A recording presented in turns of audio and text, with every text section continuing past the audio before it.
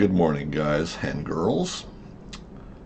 Little Fleabay edition this morning. Got a couple little things to add on that we're adding into the shop here. I'll talk about in a bit. But as far as parts, but let's go through this stuff. Now, I've not looked at anything for several days. There was at least one item that was interesting here when I looked earlier in the week, but I don't know if it's sold, if it's still here, but we'll talk about it anyway. Atlas shapers, and like I say, I've not looked at any of this stuff for several days. Here is a vintage Atlas 7B metal shaper lathe drill press, 1/3 horsepower motor, 1725 RPM, $300 your best offer. Let's go ahead and go in and look at it. I say no right off the bat because I don't think a used motor is worth that. This is from a seller who's got a lot of feedback, but I do not recognize.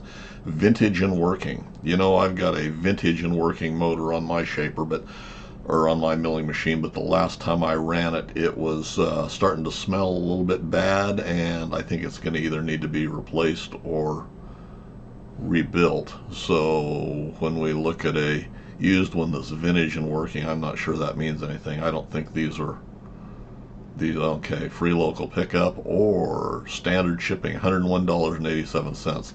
So you're giving $400 for a 50, 80, 100-year-old motor? No. Let's see what the description says first. Like I say, I do not recognize this seller. Vintage Atlas Press Company, 1/3 horsepower, 1725 RPM, electric motor, ball bearings, cast iron bell caps, 5/8 inch keyed shaft. I left it running for a few hours. Seems fine. Rare motor in beautiful condition. Well, if it was running for several hours, why, then it's probably that was probably the best of its life left in it. Been cleaned up. Doesn't look like there's a plug on the back end. Yeah, no plug back here. This will be a later model motor. I don't remember the earlier ones really. Well, the earlier ones weren't ball bearing. They had oil caps on them. Look at here, we've got scrap. You know, is it worth, let's just look at the rest of the pictures. Is it worth $300 and another $100 to ship it? No, I don't think it is.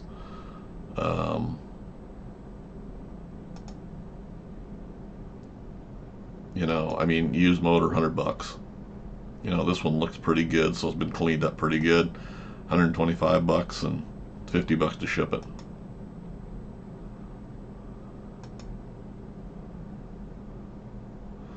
You know, and through its life, it's been probably on at least a couple of different machines because the knockout's gone here and there's a plug in here. So this has been redone. You know, I mean, it's not a bad looking housing and stuff, but it's nowhere near worth $400 in your door.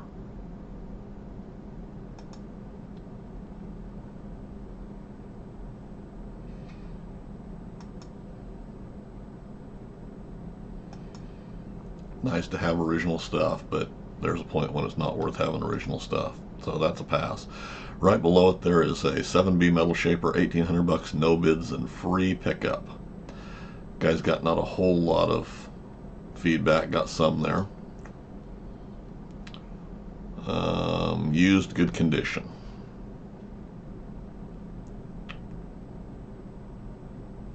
And it's a local pickup. I don't see anything that says they'll ship it.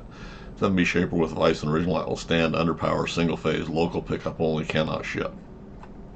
Are they worth $1,800? No, they're not. Let's go ahead and look at the pictures, big pictures on this one. Got the metal stand. This thing's pretty rusty. This has been, you know, kicked around. Vise is an add-on. Color doesn't match. Let's go back very closely let's look at the rest of these big pictures, then we'll go back and look. We want to look at that cover. Yeah, this clapper assembly's been changed too. It's got the same cream paints as on the vise. It's a 7B. You know, this has not been run at least for a while or very much. The foot doesn't look like it's down on the sliding surface there. Which actually, you know, I'm bad about this too. It's probably not a bad idea when you're not running it, when it's going to sit for a while, to pull that foot up off of there. That will just keep it from getting any rust or corrosion between the foot and the sliding base on the bottom. But I'm bad about that. I don't lift mine either, but it's probably a good idea to do so. Looks like this handle may be broken off up top.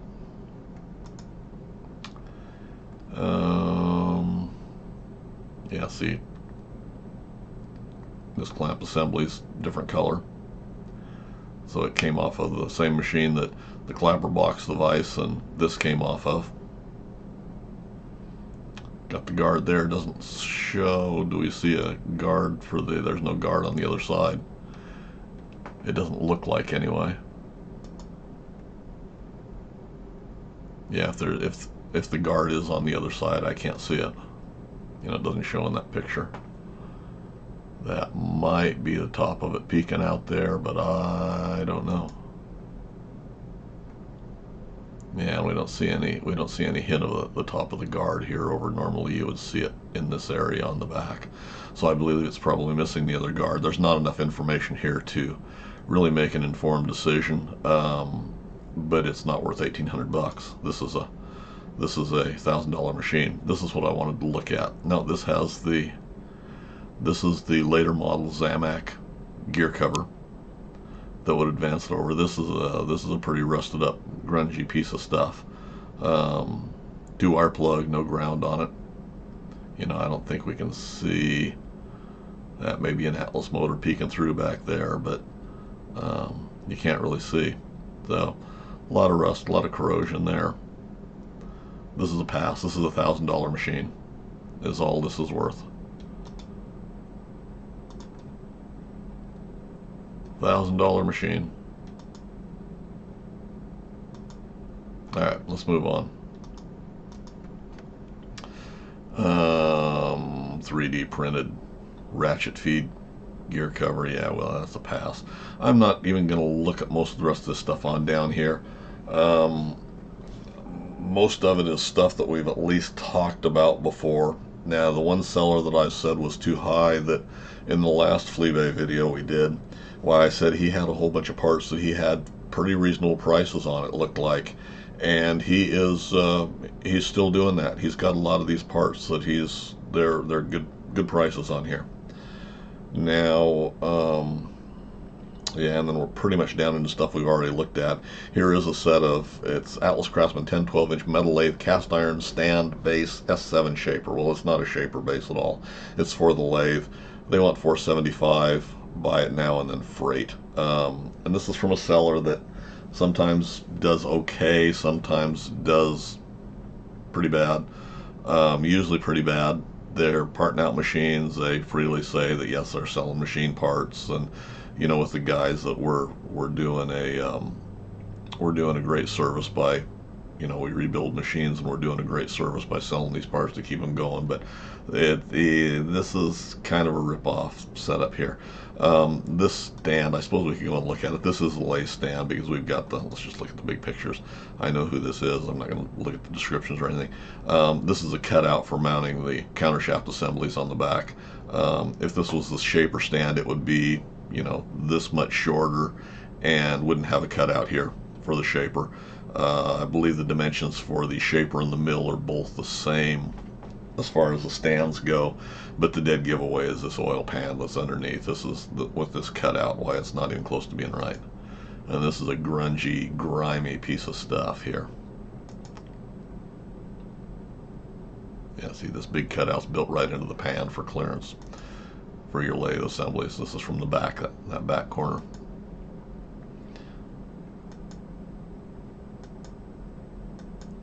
You know, normally you see these leg sets in pretty good condition for about 400 bucks.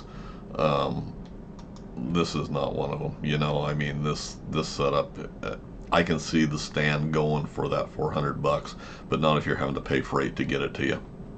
So anyway, that's all we see under shaper stuff. Let's look at mills. And mills are where there was a interesting part here that somebody was producing or starting to produce. Milling attachment 502, 501 for the 10 and 12-inch lathe, 350 bucks and 61.64 shipping. I'm not even going to go and look at these. These are ones that are, you know, I think these milling attachments should go for about 200 bucks is about all they're worth as far as I'm concerned.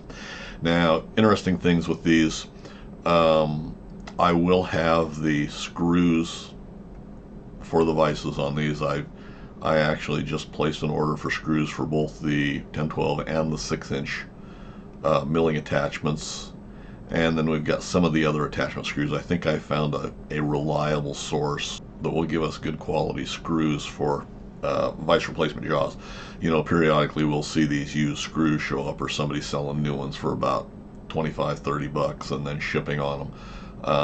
I think a pair of screws is going to be about 10 bucks in shipping from me. We'll have those on the website probably later this week. You know, just got this stuff ordered. They're not in my hands yet. But we'll get them in, check the quality of them and everything, and if they're what I expect them to be, why, a set of vice jaws for either the 6-inch milling attachment vise or the 10-12-inch milling attachment vise, they're going to go for, I think, 10 bucks a pair. And I'm going to rework them just a little bit. You know, they called those as a cut point screw. I'm going to do the same thing I did on the compound adjustment screws, and we'll go ahead and polish the ends down a little bit. I think that aggressive cut point on a standard screw, you know, we're marred up like the vice jaws and things like that for these. So I don't see any sense in having those be a sharp cut point. So I think my normal practice is just going to be to buff those down a little bit for you guys and make them so they're a little nicer on there, you know, not quite as hard on the vice jaws and things like that. So we'll get those in. Those will be there. Also, I've got material for, I still have 10-12-inch milling vice jaws in stock. Had quite a few requests for 6-inch vice jaws, and I've been taking the 10 inches and milling them down for guys. I got stock in yesterday, part of the stock in for 6-inch vice jaws as well, and I've got material ordered for, and they're going to go for, I think, the same price as the 10-inch. Their manufacture process is basically the same, and material cost is virtually identical for them. I'm also going to do a little test run of vice jaws in steel, both for the 10-inch and the 6-inch. We'll see how those go. I don't know that that's something that is really going to be desirable. I think the aluminum jaws work really well for 90% of what we're doing. They're not going to last quite as long as a set of steel jaws, but they're also going to be a little bit easier on items that you might want to mill off on those milling attachments. Price on those is going to be a little bit more than the aluminum jaws. It's amazing to me that now we've gotten to material prices that where steel is costing us substantially more than aluminum is. That material will be here beginning of this next week, so we'll turn out a few of those and we'll see how they go. So anyway, those are things I've got going that are going to come into the shop, and they'll go onto the website here real directly. I've also got some of the adjustment screws, I think, for the 10-12-inch milling vise. Maybe it's only the 6-inch vise. I managed to source some of those in the nuts. There again, the Gibbs screw adjustment nuts, which are, you know, a dog point set screw. There again, you'll see those here on Fleabay. The guys are trying to get $20 and $30 for 2 or 3 screws and nuts. The only difference in the ones that I'm bringing in, I think, and it's depending on what materials available and in what sizes, the only real difference we're going to see between what I'm bringing in and originals is these are going to be a hex head socket screw, dog point socket screw, rather than a slotted head. I don't know that that's necessarily a bad thing. It's just what's available in this day and age, unless I go to custom building screws, which could potentially happen, but we'll see going down the road. So anyway, that's what's going on as far as what's going to go to the website. That stuff should be appearing, by middle or end of next week. We'll see how that goes. Anyway, moving on here. Horizontal milling machine, $1,500. Running operating, does need cleanup, lube, adjust, and a little maintenance and repair. $1,500. I can tell we're making an offer. Free local pickup. And are we offering any shipping at all on this? It doesn't look like. Okay, Atlas MF horizontal milling machine, rare vintage machinist tool. Yeah. Bullshit. Approximately a 1953 or earlier model. Machine comes with some tooling, spare spindle, other spares, and a couple optional attachment parts. Vise. Motor is mounted to table. One part of original 2-part motor mount missing. Half the assembly. I may find it. I'm looking. Auto feed missing drive gear. 120 volt work light on top. Original motor running operating. Does need cleanup, lube, adjust, and a little maintenance repair. Will assist the ship if buyer sets it up for pickup. I will palletize and crate it no charge. Well, for what you're getting and what you're offering, I think you probably better hand deliver it. Let's just look at the big pictures, at least to start here. Okay. This is a rusted up piece of crap. It's missing the motor mount. Looks like the motor mount is entirely gone. I can't even from this end see the bracket that mounts to the side of the mill. Counter shafts up there. There's no guards. Does have an arbor. This is the. We'll go back and look at this a little bit closer. This is a later style back gear knob. Okay, well, we'll come back and look at this because this is something.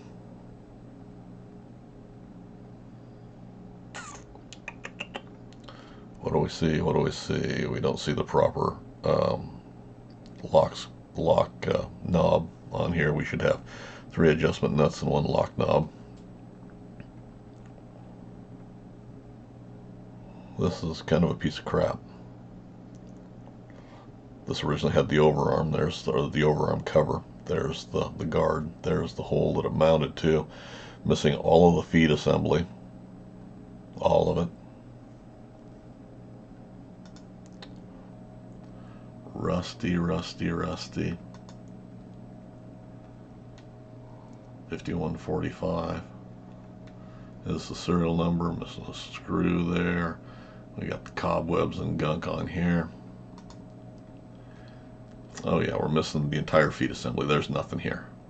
Absolutely nothing here. We're missing the cover. This is a parts machine. I believe, looking at the color, this is just, they've come up with a guard someplace. Those pulleys are wrong.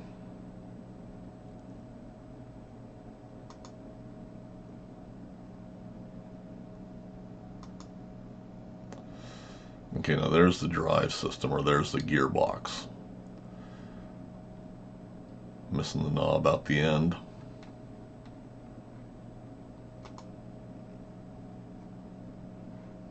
There's a milling attachment for a lathe.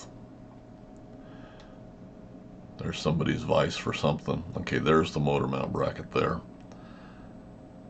There's somebody's rusted up arbor. That's not a factory arbor. That's somebody's something or other.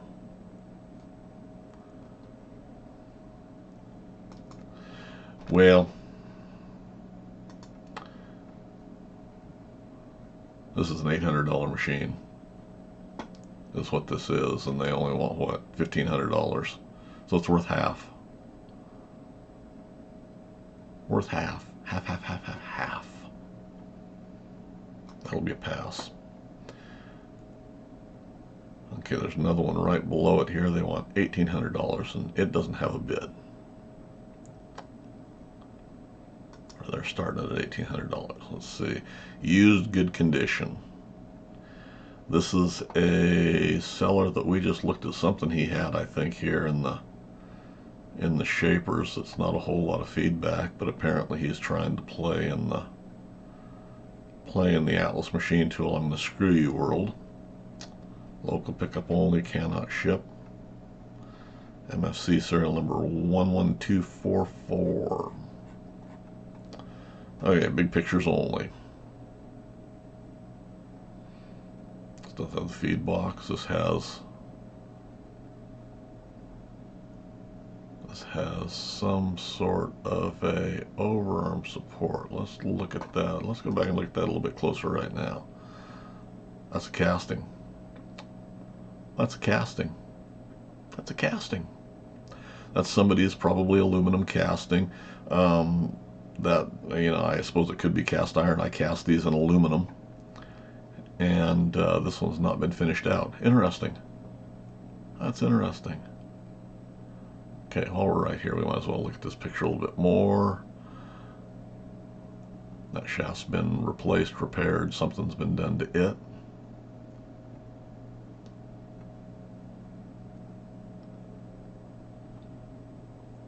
Got an arbor. Got a factory vise. Got the lock handle. I see a kick out on the edge of the table there. Okay, let's go back and look at the big pictures again here. So initially looking at this is a pretty grungy machine. What do we got here? See this overarm shaft that's been repaired, replaced. Something's been done there because it's got no paint, kind of shinier than all the rest of the rusted up stuff. Table, from what we can see, looks to be in okay condition.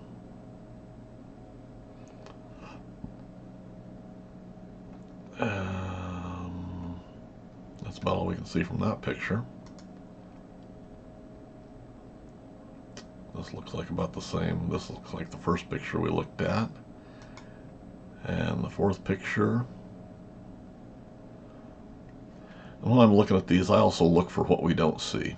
The handle's been busted off the end of that, it looks like. This is a later model shift lever. I believe this is probably the later model overarm support bar, although it almost looks like it's been drilled and pinned there, which would not be proper for it. It should just be clamped on there with this tension screw. Pretty grungy machine. Potential to be a okay machine, it looks like. Yeah, I see the bottom of the guard on that side. There's not enough information here to really make that informed decision. And then we're back to what is it actually worth, and it's not worth, I don't really consider that to be in good condition. It's probably a $1,500 machine. Got an arbor with it, and we'll talk about arbors here in a bit. Here, I think hopefully we're going to run into an arbor that's listed here. If not, I think I can go back and look at my save list, because I saved it, and I'll bet it's gone because I think we would have already run into it. Now here's a bunch of parts for a mill that actually we didn't look at them, but they were from the one same seller that I said his prices were coming down quite a bit. There's a couple of thrust plates here. For first one's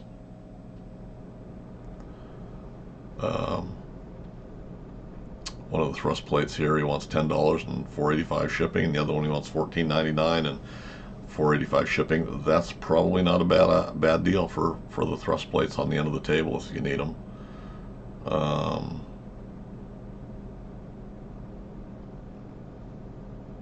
And then we're into a bunch of crap. Part of it we've looked at, part of it we haven't. Yeah, now we're back into stuff we looked at. Okay. Well, apparently it's sold. I'm going to go back and look at it. I see a couple of new manufactured milling machine arbor nuts. One of them, he says, for the 1-inch arbor, and one of them for the 7/8 inch arbor. New. And he's building these, $35 and $10.60 shipping. Probably not a bad price. What he had listed earlier in the week was a 1-inch arbor, a complete assembly. And we'll actually, let's look at Lathe stuff real quick, and then we'll go back and see if I can't find that in my saved items, because I did want to talk about it under Lathe stuff. And we'll just quickly look here. I don't see anything that really Armstrong metal lathe boring bar tool holder for South Bend.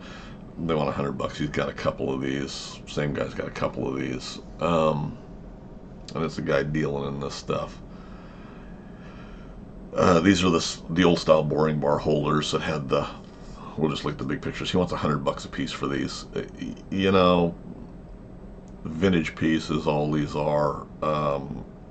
There again, you're better off investing in a quick change tool holder system for this than you are screwing around with these. These are not worth $100. You know, if you can pick these up for $100 or for $45-50, they might be worth having just to have on your shelf, but you're realistically not going to use them. You know, it's $100 and $15 shipping.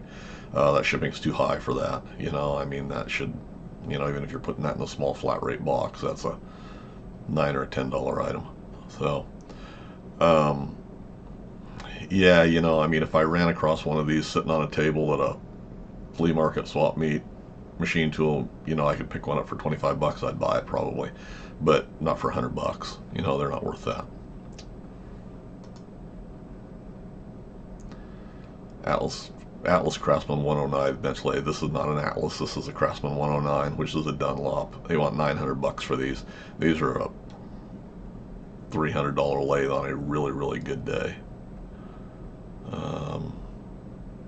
New listing: 6-inch 915 Craftsman, 10-12-inch lathe faceplate, 1.5 8. 75 bucks or best offer. No, half that.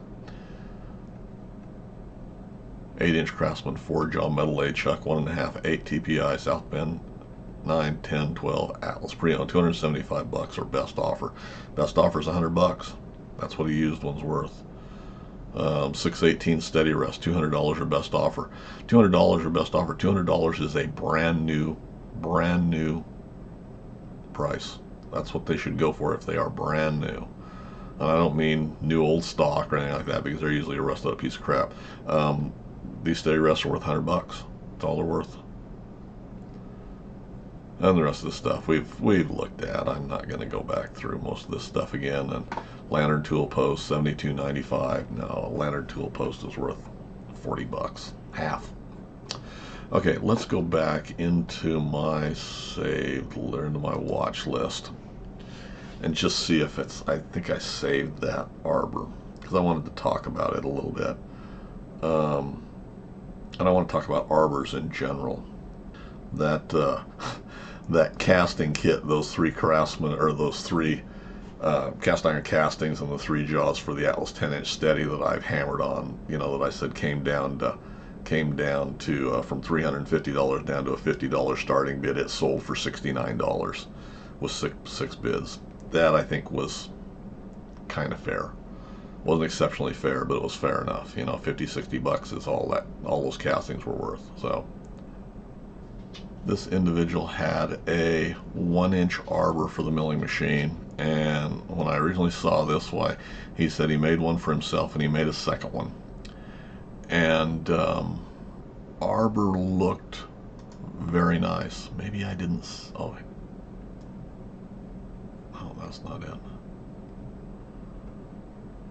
That's not it. There was one seller there that we've saved that he wanted $649 for an arbor. It's still listed there in my save list. It's been there forever. I'm not seeing this one. Where was it? Maybe I didn't save it. I made a note. I thought I wanted to be sure and save it because I wanted to share it with you guys.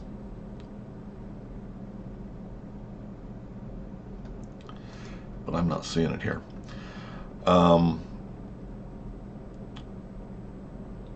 This individual said that he had made up a arbor for himself and he made a second one while he was doing it. And he had it listed for, I think it was 325, 345, some amount that it was in that, it was over $300. Now, I don't think that is out of line for a new manufacturer, for a newly manufactured arbor. The problem that I have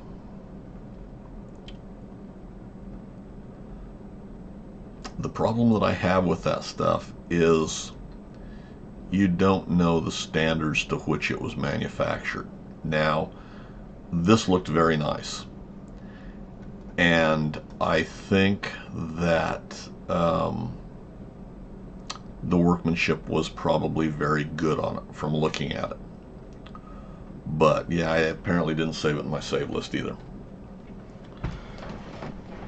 The problem with these is you don't know the tolerances that they were machined to. You don't know how they were machined.